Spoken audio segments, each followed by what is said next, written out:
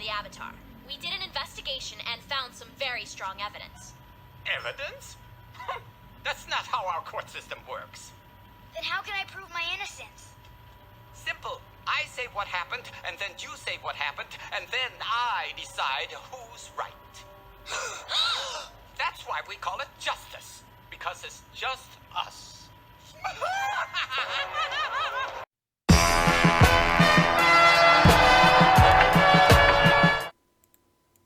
Since the earliest time that our memory allows, as a society, we have been obsessed with justice. From the myths of the classical era to the Bible to the medieval era and to the modern era, humans have been obsessed with justice. We find it as noble to stand up for the ones who cannot stick up for themselves. However, justice is cited so often that we have forgotten the true meaning of it. Is it religious? Is it secular? How does social justice relate to it? What are the comic book characters' obsession with it? Etc., etc. Since justice is so loose to define, let's start with actually defining our terms.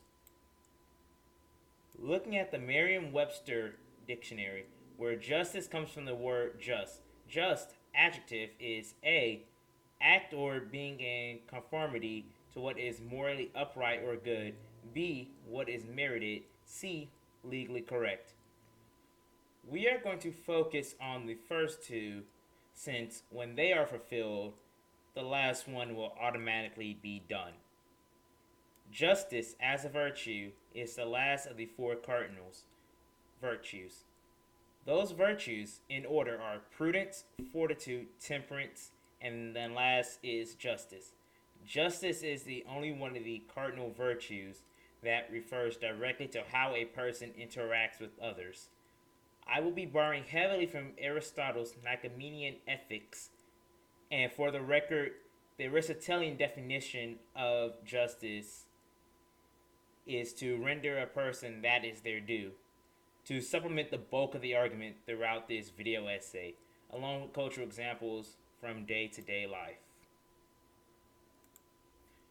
Our culture was not always unjust. Well, our society tried to be just in our dealings.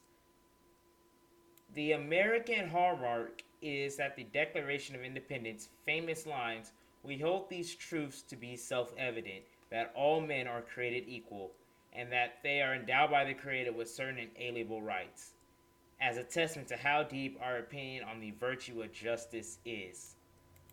I would go so far as to say that Jefferson made a reference to exercising the virtue of justice in the pursuit of happiness clause in the Declaration. First, let's break down the phrase pursuit of happiness. Happiness, in this case, is not related to the feeling of happiness, but a translation of the Greek word eudaimonia, which is closer to the definition of being in a state or condition of good spirit or virtue. If justice is a virtue, then one can say that the pursuit of happiness means to pursue justice in all your life. Since the start of America, our culture has gained an interesting relationship with justice. Interesting, in this case, means that we pay lip service to it, but most of society tends to act unjustly towards one another. For example, who ever heard of social justice? In case your name is Mr. Starr, you probably heard of the social justice movement, I guess that's what it's called, at some point over the past 10 years. For the Patricks out there, social justice is the redistribution of wealth, opportunities, and privilege. Now I bet I jogged your memory with that last description. We are going to focus on the justice part, as that is the virtue these people cling to. While justice is their chosen virtue to signal, it can tell us a major part of human nature. Humans inherently want justice. While the human condition craves for justice, how people can go about justice varies considerably. For one, let's look at the excess of justice, vengeance. The social justice movement tends to focus on vengeance for past transgressions rather than actually trying to see what is just for said person at the moment. And unfortunately, this has grown rapidly from the confines of Tumblr and started to affect our cultural icons and our justice system. You need a ride, darling? How about a smile for me, huh? A smile? Yeah. I'm offering to help you. Least you could do is give me a smile. How about a handshake? I'm Veers. People call me the Don. Wow.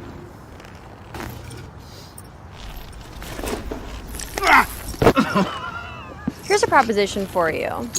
You're gonna give me your jacket, your helmet, and your motorcycle, and in return, I'm gonna let you keep your hand.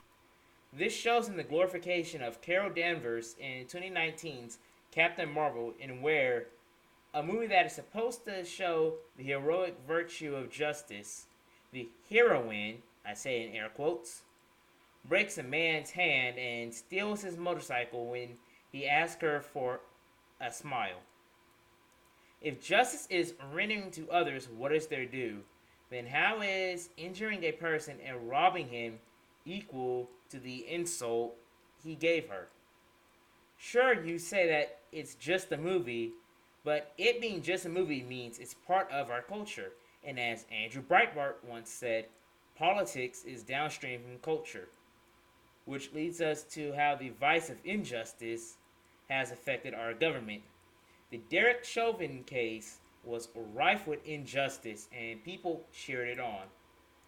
For the record, looking at the case, Chauvin was in the wrong, but did his punishment fit the crime? No. According to forensic analysis, what happened was third-degree murder at worst.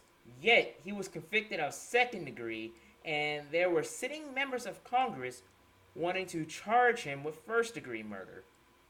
His trial went far beyond justice for what he did, and shows that culture does not promote actual justice, and neither do our political institutions. So now that we established the effects of injustice in our society, we can start to fight back. How can one be just in today's world? Well, to start, recognize that justice is a repeated action. One way to look at it is to look at the opposite. You might have stolen a pen once, but since it only happened once, would that make you a thief? No. Only repeatedly stealing makes you into an unjust thief. You are not rendering that person their due. They do not deserve you taking their stuff. Therefore, in order to be a just man, you need to be able to look at people and make a reasonable assessment on what their actions deserve. Learn how to tell the difference between justice and vengeance, and it will serve you well. Be empathetic with others to know what caused their problems at the root. From being just in that way, it will inspire others to follow the path of virtue.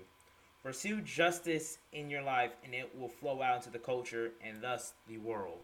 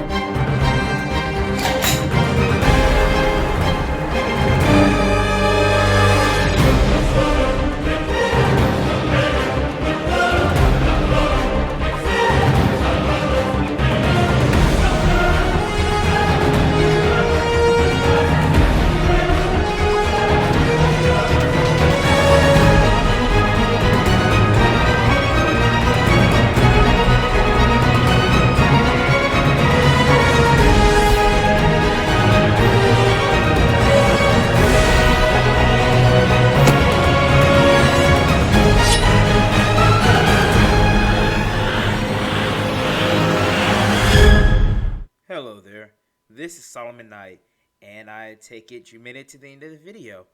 I graciously want to say thank you for your time.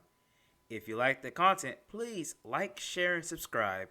I also have several social media accounts that you can follow me on, and there's even some alt tech exclusives. Link in the descriptions below. See you there.